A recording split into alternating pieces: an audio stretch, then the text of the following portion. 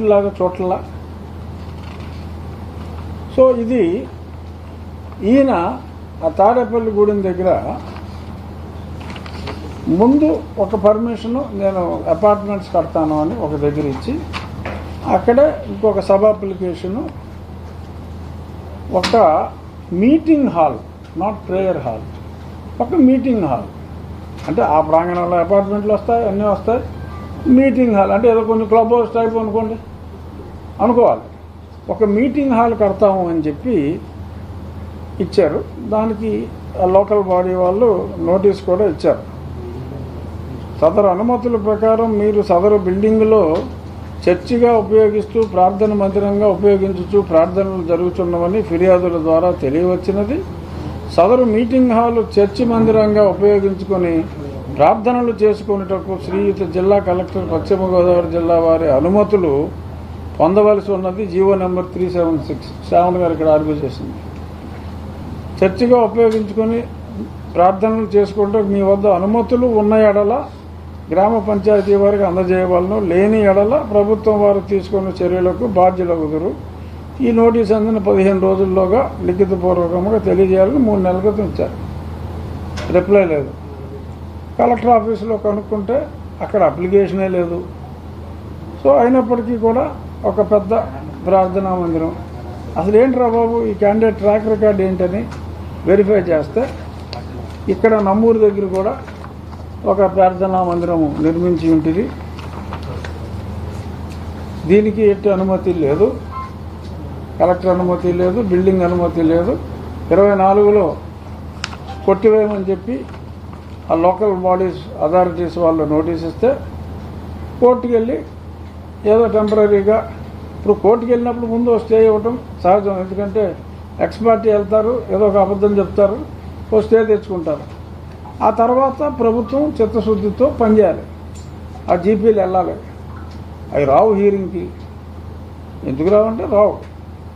So అలాగా notice ఇచ్చినప్పటికీ కూడా ఈ టెంపుల్, ఈ ప్రార్థనా మందిరం నిర్మూలించి ఉండలేదు. ఇలాగ ఎక్కడ కట్టినా కూడా ఇదే మోడస్ ఆపరాండీలో ఈ రకంగా చేస్తున్నారు. ఇదొక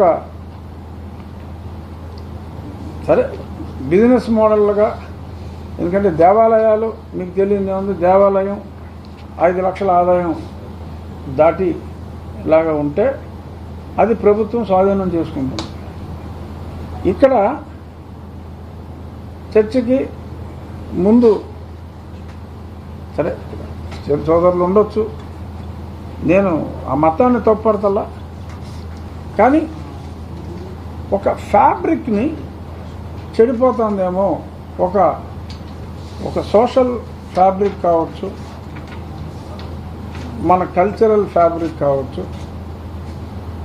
చాలా చోట్ల జరిగేది ఏమిటంటే, ఎందుకంటే ఒక ప్రజాప్రతినిధిగా ఈ మధ్య మా ముఖ్యమంత్రి గారు ప్రజా సమస్యలకు కూడా వారానికి ఒకసారి, మినిమం నెలకోసారి పెట్టమంటే చాలా సమస్యలు ఏంటంటే నా వద్దకు వచ్చినాయి. నా భార్య క్రిస్టియన్గా మారిపోయిందండి, నన్ను కూడా మారమని గొడవ చేసేస్తుంది, నాకు ఇష్టం లేదు. మరి మతం ఎవరైనా మారచ్చు, రాజ్యాంగంలోనే ఉంది, అది వారి ఇష్టం అమ్మా అంటే, లేదండి ఇంటికి వచ్చేసి ఏదో ఒంట్లో బాగున్నప్పుడు ఎవరో వచ్చి నయమైపోయే టైంకి స్వస్థత అని చెప్పి వచ్చి ప్రేయర్ చేసేస్తే నయమైతే ఇలుమలని అయిపోయింది అనుకుంటుంది. ఇప్పుడు నేను మారిపోయాను, నువ్వు మారుతావా లేదా, లేకపోతే నీతో మాట్లాడు ఇలా అంటున్నారంటే, మరి అక్కడ అనుమతి ఉందేమోనమ్మా ఆ చర్చ్ గురించి నాకు తెలియదు కదా, ఎవరో ఎక్కడికి వెళ్తుంది ఏంటంటే అనుమతి ఏమీ లేదండి, ఇలాగా మా సంసారం పాడైపోవటానికి అనుమతి లేని ఆ చర్చే కారణం అని చెప్పి వాళ్ళు చెప్పడం జరిగింది. ఇలాగ కొన్ని సంఘటనలు తగులుతున్నాయి. ఇంచుమించు ప్రతి ఇటువంటి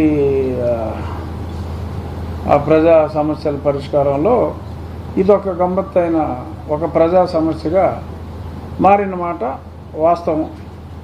సరే రాజ్యాంగం జోలికి వెళ్ళం, కానీ ఇలా బలవంతంగా ఈ మార్చడం అనేది సమంజసం కాదు.